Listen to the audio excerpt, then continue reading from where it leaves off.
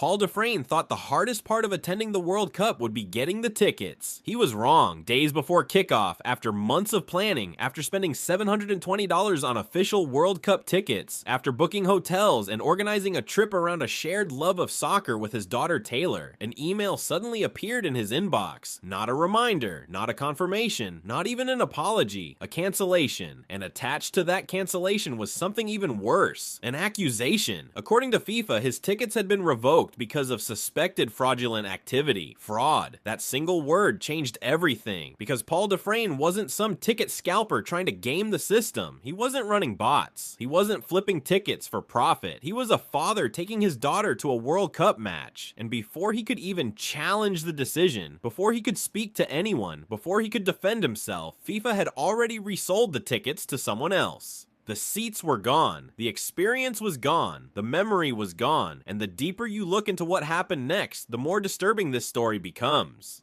At first, Dufresne thought the email was fake. Most people would. Imagine receiving a message days before one of the biggest sporting events on Earth claiming your tickets had been canceled because of fraud. The natural assumption is that it must be a scam, but it wasn't. The email was real, the tickets were really gone, and now he needed answers. So he did exactly what any reasonable person would do. He contacted his bank. Maybe there had been an issue with the payment. Maybe there was a chargeback he didn't know about. Maybe someone had compromised the account. Nothing. The bank found no fraudulent activity, no suspicious transactions, no payment issues, nothing that would justify the cancellation. So if the fraud wasn't on his side, where exactly was it? That question led him straight into a wall, a bureaucratic wall. Customer service provided no meaningful explanation. The accusation remained. The tickets remained canceled, and the people responsible seemed completely uninterested in explaining why. But then another detail emerged, a very important detail. Paul Dufresne was not alone.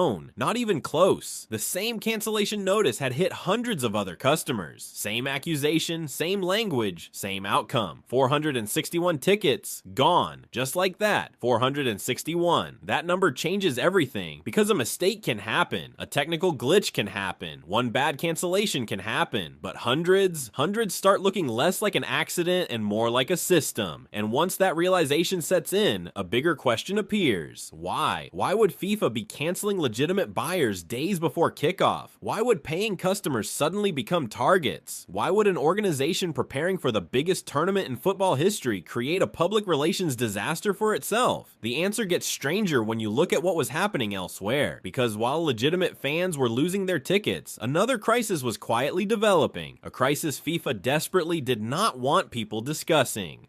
Empty seats. Lots of them. The World Cup is supposed to represent scarcity, demand, exclusivity, the idea that millions want to attend and only a lucky few can get inside. That perception is part of the product. It's part of the business model. It's part of the hype. But the reality was beginning to look very different. At multiple venues, fans noticed visible gaps, rows sitting empty, blocks of seats unused, entire sections that looked nothing like a sold-out World Cup crowd. And then investigators started checking the ticket portals. What they found raised even more questions. At certain matches, hundreds of tickets remained unsold, not hidden away in undesirable corners. Not obstructed views, not upper deck leftovers, premium locations, some of the best seats in the stadium. One audit reportedly found nearly 400 available tickets concentrated in the front rows closest to the pitch. One section alone had around 60 consecutive seats available. 60 together, days before a World Cup match. That is not what scarcity looks like. That is not what overwhelming demand looks like. That looks like inventory that nobody wants to buy.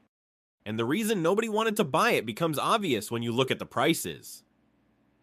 Some premium seats were reportedly listed at around $2,000 each. $2,000 per seat. Suddenly the picture starts changing.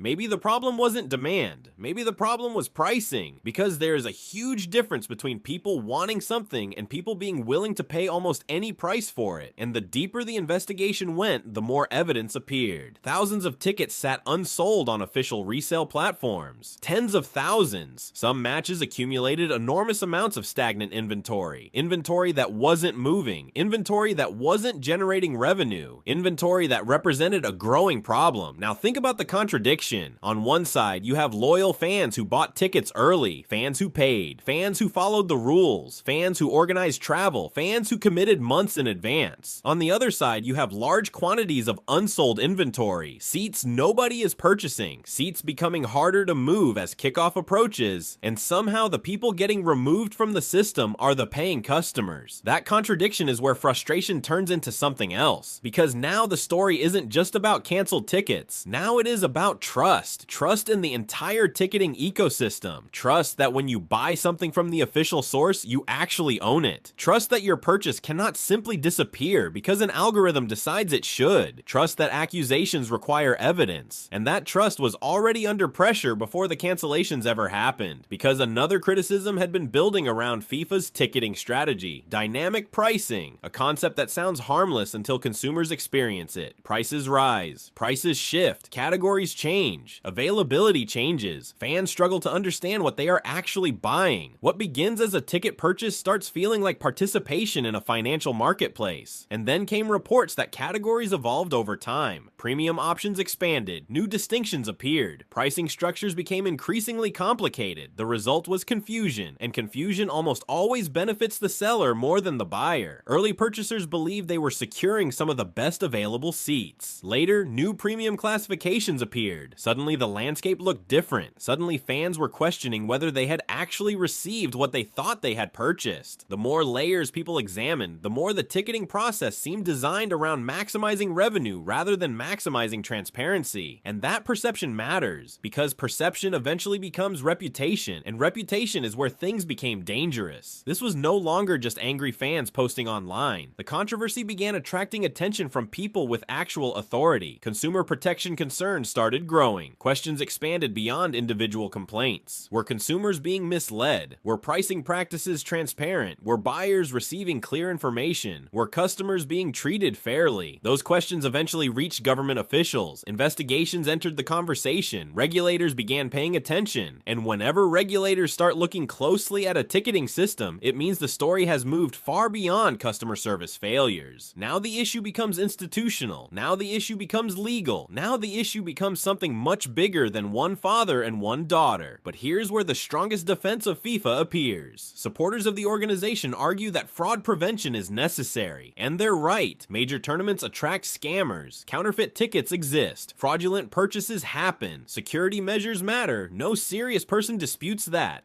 The problem is not the existence of fraud prevention. The problem is what happens when legitimate customers get caught inside it. The problem is transparency. The problem is accountability. The problem is evidence. Because if someone is accused of fraud, people naturally expect proof. They expect explanations. They expect a process. What they do not expect is an automated cancellation followed by silence. And that silence is what keeps this controversy alive.